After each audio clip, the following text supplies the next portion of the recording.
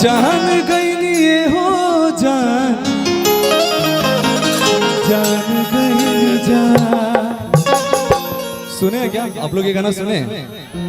किनका है ये गाना?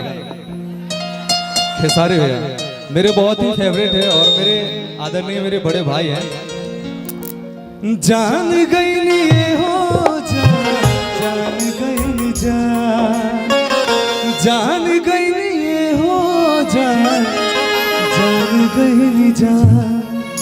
प्यार नहीं लिखल, क्या बात है, प्यार नहीं खेली खल हाथ के लकीर नहीं खुद तकदीर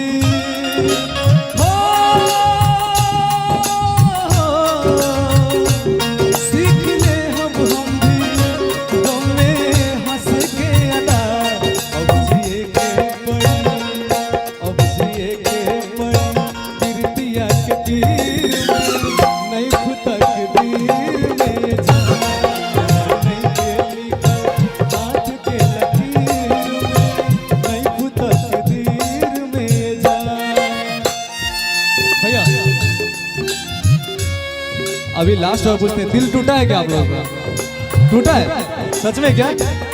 अरे वाह। बेवफा तेरा मासूम चेहरा, बेवफा तेरा मासूम चेहरा भूल जाने के काबिल नहीं है। बेवफा तेरा मासूम चेहरा भूल जाने के काबिल नहीं है। प्यार नहीं खेली हाथ के लकीर में, नहीं खुद तकदीर में जाए। प्यार नहीं खेली हाथ के लकीर में, नहीं खुद तकदीर में जाए। भैया भैया इधर आओ। ये मेरा दोस्त है, नागेश्वर है, और ये मेरे साथ बचपन से गाता है। तो हम चाहेंगे कि ये गाने का 2 लाइन हम इससे भी सुने, है ना भाई? चलो सुनाओ।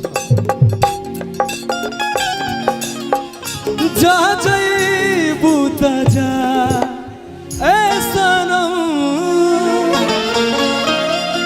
देके जिंदगी भखा तेरे जखम। जानी सोचा हमरा बारे में, तोहरा खातिर हमरा माइल न रहे। ये सच बात है। ई प्यार काल परसों के